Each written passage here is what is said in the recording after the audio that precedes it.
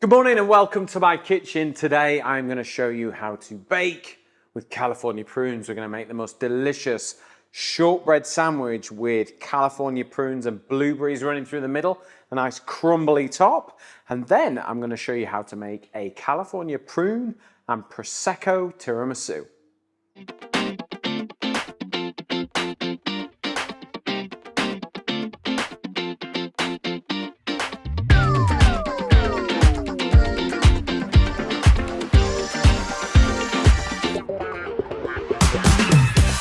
Right, time for the shortbread. So I'm going to get my blueberries out. Ooh. I've gone for frozen blueberries because they are much cheaper and we're going to cook them down anyway, so don't waste your money on fresh. So straight into a pan. There we go. Pop that on the heat. Now we're trying to make sort of a jam, but a slightly healthier jam. So we're going to use our lovely California prunes instead of sugar because they've got wonderful sweetness, natural, and also as they cook down with the blueberries, they'll kind of thicken it like a jam. So you don't need to add any sugar, which can be only a good thing really, can't it? Then all we're going to add for liquid is a little bit of lime juice. Now that will work really well because it will cut through the sweetness. So give them a squeeze, and to be honest, just leave the limes in there. Try and get as much flavour out of it as you can. So instead of water, add flavour, all right? And vitamin C and deliciousness. Always turn your limes inside out and then squeeze them, and you get that little bit more juice. Right, just gonna wash my hands. Right, let's leave that to cook. Shortbread, okay? 250 grams of butter. Might sound like a lot, will do to you, won't it, Emily? Yeah. But it's a block of butter. So it's a good recipe, it's a good all-rounder. I think there's nothing more annoying than a recipe where you just need a little bit of a packet. And you end up with like half bits of bobs and all sorts all the time. So you like a nice round yes, number. A block of butter. That's a good recipe. 125 grams of caster sugar. Okay, so half the amount of sugar to fat, and then we're just going to beat it together. This is my standard shortbread recipe. I've been doing this for years and years and years. It has served me well as an all-rounder, whether you're adding chocolate chips to it or what you're doing. So just room temperature butter, because then it mixes together and beats really quickly. If you're using fridge temperature, it'll take a long time to cream together. And the idea is that you are amalgamating sugar and butter together into one texture. Scoop that bit. There we go. I do love my cordless mixer. It has changed my world. It's the simple things in life that please you. Exactly. I'm mobile, baby. Right. Okay. Making pancakes at a festival next. Yeah. Right. So you can see now. Can you see which camera would you like that to? Overhead. Overhead. There you go. Right. 1 egg yolk for richness. And this is where the French shortbread and the Scottish shortbread go like that. All right? The egg yolk. French shortbreads have an egg yolk in and are delicately brought together. A Scottish shortbread is mixed until it forms, okay? I prefer this way. It's up to you. So in with our egg yolk.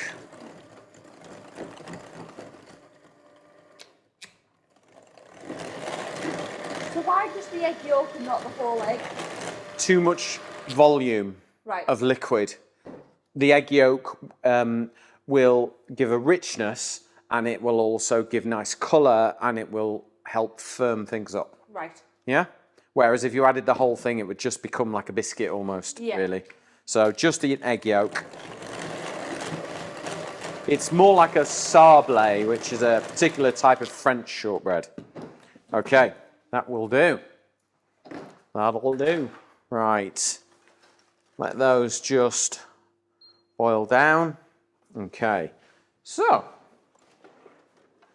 now remember, if you've got any questions about today's recipes or last week's or the week before's or anything, to be perfectly honest, just post it in the comments below and I will answer as best I can.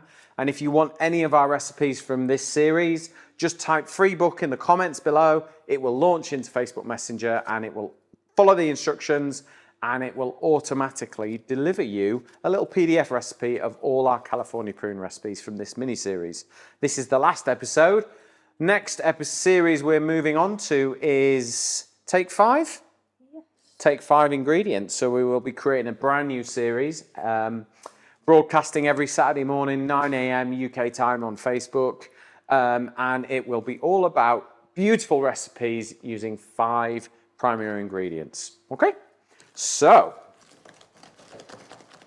there we go. Now, 375 grams of plain flour. Now, Carlos, if you wouldn't mind just popping the ingredients down this side here, and that'll give you the ingredients list together with the recipes and you will be good to go. All right, so now we're going to add our flour and just stir it together. And because we've used room temperature butter, it's super easy. If you want, you can whack it all in the tabletop mixer if you wanted to, and it would do all the hard work for you, but it messes with our audio, so we've done it by hand today. I think sometimes as well it's nice to be able to feel the texture of it. Yeah. Because you know that it's not going to overmix if you do it by hand. Yeah, I mean, the minute you add flour, that's when you're adding gluten, that's when you're adding, you know, if you overwork it, it becomes quite a tough biscuit, whereas if you are a bit more careful about bringing it all together, you will end up with a much nicer shortbread. So is this where you'd add flavours to it if you want? Yeah, chocolate chips, good chocolate chips. Yeah. That'd be nice. Okay, so let's pour it out onto the worktop. This is where it gets a little bit messy, but we don't mind that. Nope. So you can see we've got like this sort of crumble texture.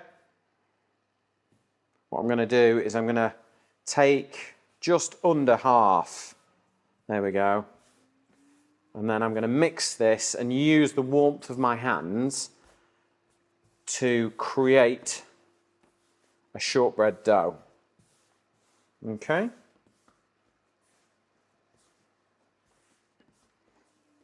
And there you have shortbread. Okay. So what I'm going to do... Yeah, it's warm today as well, so it can be quite soft. So what I want to do is I want to get it about that size. So I've got a baking mat here. What I'll do is I'll grab a little bit of flour and then we'll just dust a little bit of flour on there, a little bit on there. I've always wondered, and this might sound like a really stupid question. No such thing as a stupid question, Emily. What would happen to a shortbread if you use self-raising flour? It would rise Does and go all poofy. it have like still have a biscuit texture, or does it? Yeah, but it wouldn't be like that nice buttery, crumbly shortbread. It would be a bit aerated and a bit cakey. Oh, right. Okay. Go a bit cakey. It wouldn't be not edible, No. but I always wondered, like... it would be a bit cakey Yeah. for what you're trying to achieve with a shortbread. That's all. So, all I'm doing is I'm using my baking mat.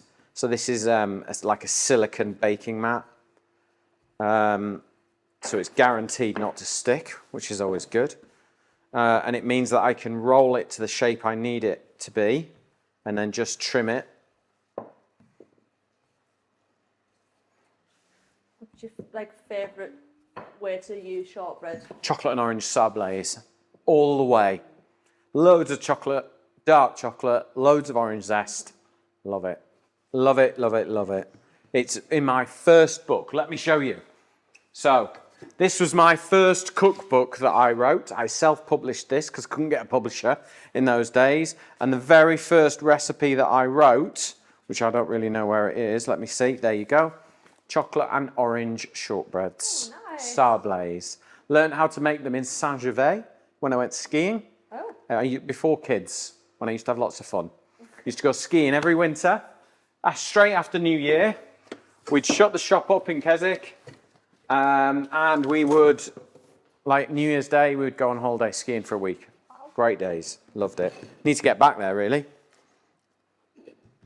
Okay, so let's just flip this over. Trim our shortbread so it's the same size. What's your favourite flavour? Whichever one I make. Well, yeah, that. I do. I am quite traditional. I do love a plain shortbread. Do you? But, yeah. You're willing to be converted to chocolate and orange? I've had your chocolate orange ones before and they are very good. Good dark chocolate, loads of orange zest. Yeah. Always a winner. Okay, so. Oh, look what I've done. Just missed a little bit there. So what I'm going to do is just get underneath my baking mat. Transfer it onto there. So there we go. So what we're going to do is we're going to pop this in the oven for 10 minutes. Give it a head start. All right, so I'm just a few little holes. Just for no other reason than because I've always done it this way. I'm not really sure why I do this, but I do. There we go. And we're going to pop that into the oven, 160 degrees. We're going to give that 10 minutes while the California prune and blueberry jam cooks down, because you don't want it too watery. You want to evaporate that water out and concentrate the flavors, and then allow those California prunes to just kind of melt into it. And then this is going to be our topping. Okay, so we're going to grab some oats, and this will kind of open up the texture a bit. Okay, make it go a bit further. We're kind of making like a crumble topping. The only thing this is missing is custard. Oh no! Yeah. My dad would say that. Thomas likes. Do you know what Thomas likes? A flapjack with custard for his pudding. No, oh Thomas, oh Thomas. He loves it. He doesn't like puddings really, but he likes custard and he likes flapjack.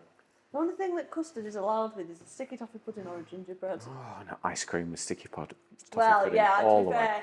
Not custard. My grandma serves it with custard, but... Well, you're the Cumbrian, so I guess you're the traditional, not me. Sticky gingerbread with custard, yeah. But my dad will have flapjack.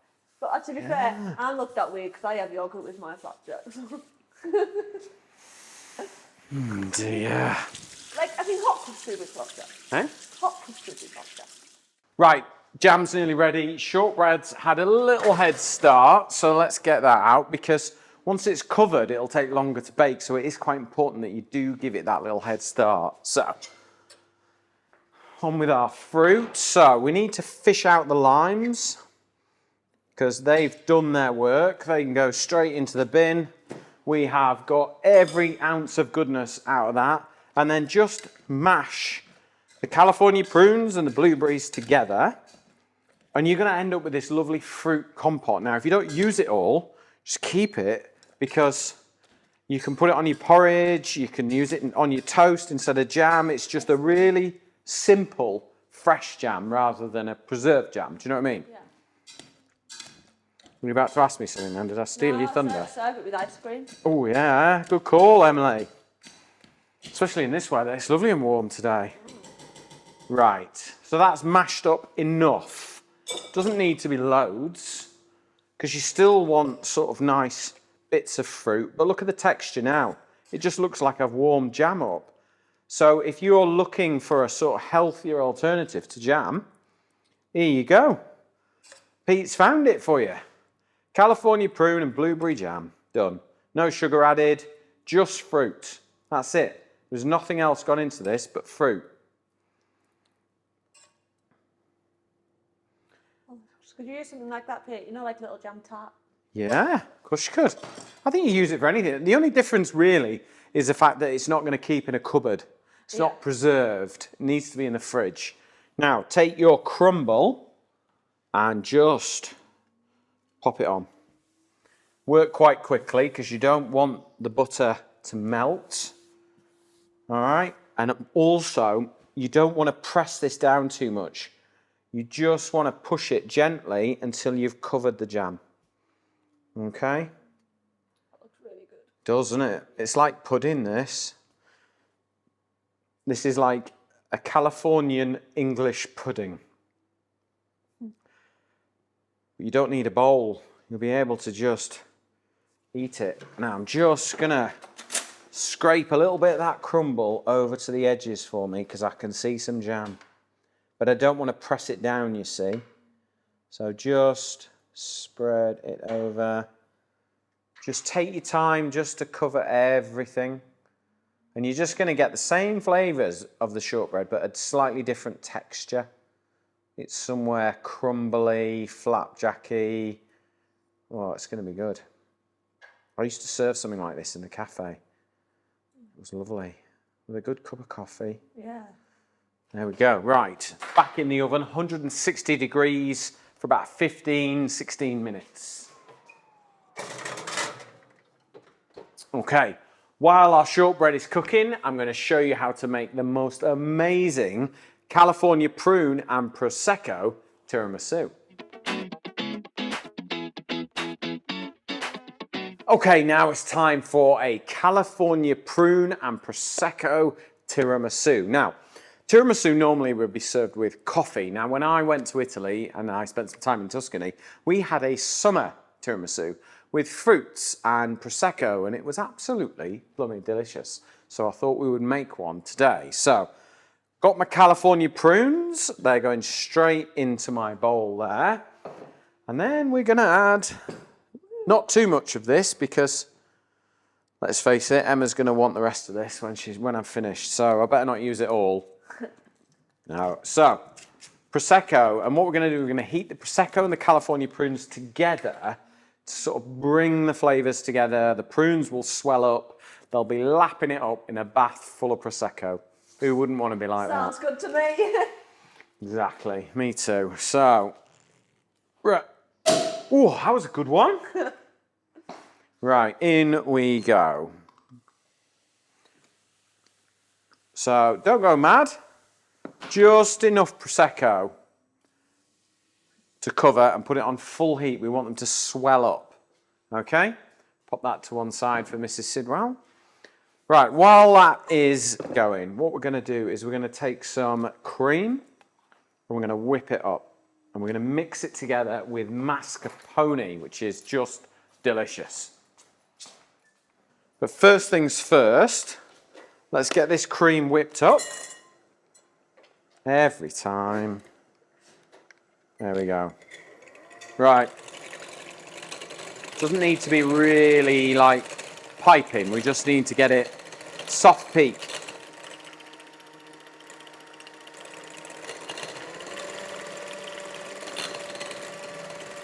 Or heavy cream if you're watching in America. Sorry, forgot to mention that. It's funny, isn't it, how we have these... Hey? In America, it's heavy cream. In this country, we call it double cream. What do they call single cream then? Not heavy. I don't know. If you're in America and you're watching, if you have single cream, pouring cream, tell me what it's called in America. It could be pouring cream. Yeah. Maybe. Just cut this bit out.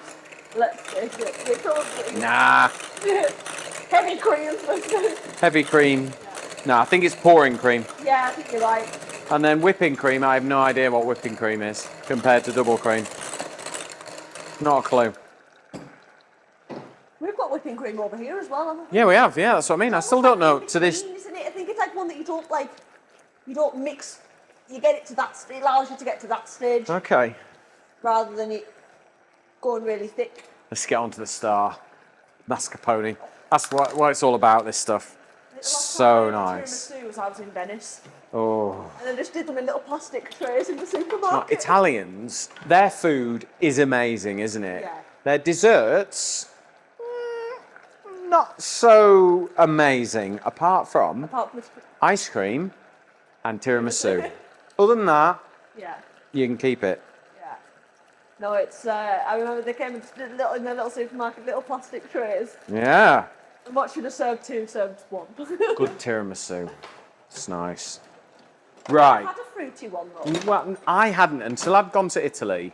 We were there in the summer, and in Italy, if it's not in season or if they've got something in abundance, they use it. Yeah. So I think we had raspberry and melon tiramisu. And the melons in Italy are flipping amazing. Really? I don't really like melon that much. No. But it really worked. And exactly the same, biscuits, you know, cake, lady's fingers, raspberries, melon, and then beautiful cream and mascarpone whipped together. Ooh. Oh, it was amazing. So, in with our mascarpone. Now, Carlos will put the ingredients down the side there so that you can get the recipe, or at least the ingredients. But if you want our recipes, go into the comments below and just type in free book. It will launch into Messenger, Facebook Messenger, follow the instructions, and the recipe book will come to you by the magic of that thing called the internet. It's a wonderful thing, isn't it, when it works? Yeah. So we're just mixing that together. They just pass me a spoon and I'd eat that out of the bowl. I've got a little thing to add to it, yeah. One little touch just to make it extra yummy. So we're going to add a little squidge of honey. Not much. There we go. And that will just give a slight sweet edge to it, so it's not just cream. There we go. Done. Might have to have a little taste. Make sure it's all right.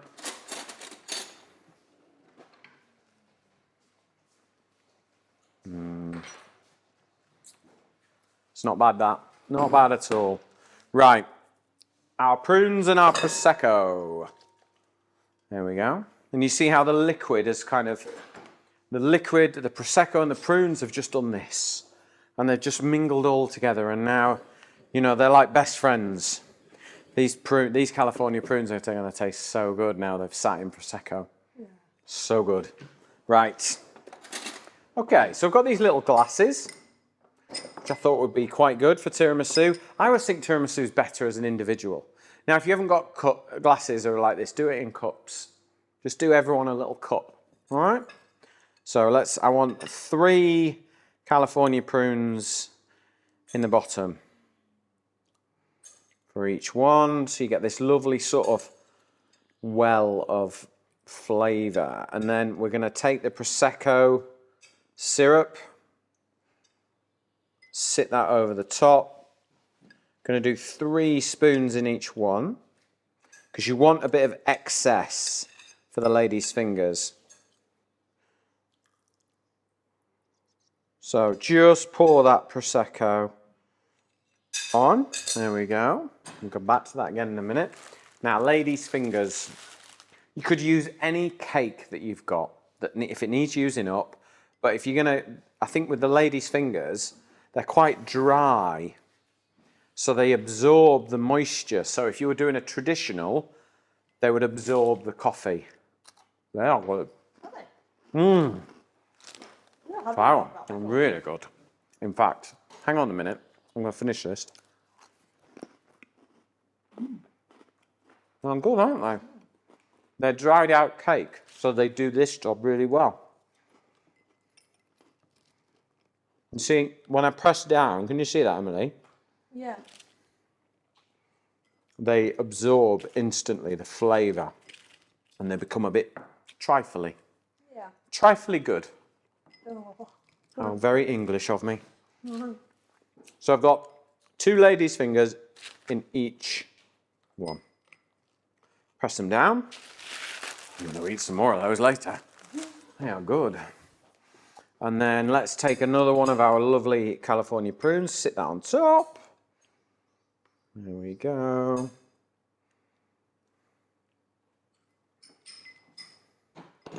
And just press everything down. Give it a little chance to all mingle together. Okay? Lovely. Right. Take our mascarpone and cream and honey and fill it up.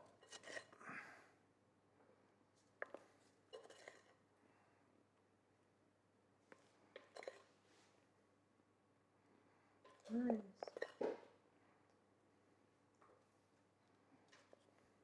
This is quite possibly the worst spoon I could have chosen to do this, but we'll make it work. Ah, it's allowed to be a little bit freestyle though, isn't it? Yeah. With the magic of edit, it will look beautiful. Nice. 'Cause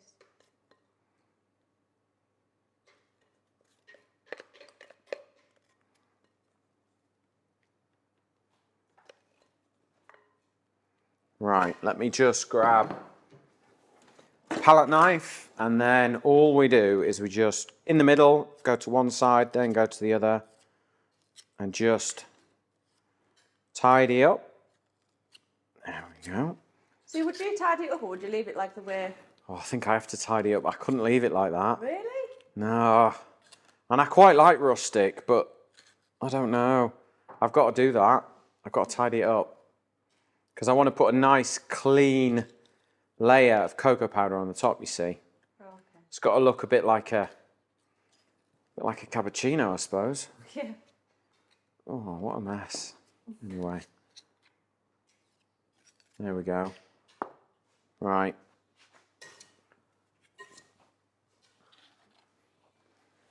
Let me just get a cloth. So the great thing about these is if you've got friends coming around for dinner, which we were just talking about actually, how much we now sort of cook at home and maybe eat out a little bit less.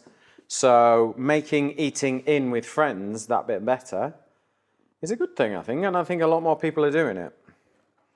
You know, restaurant style dishes at home. Why not?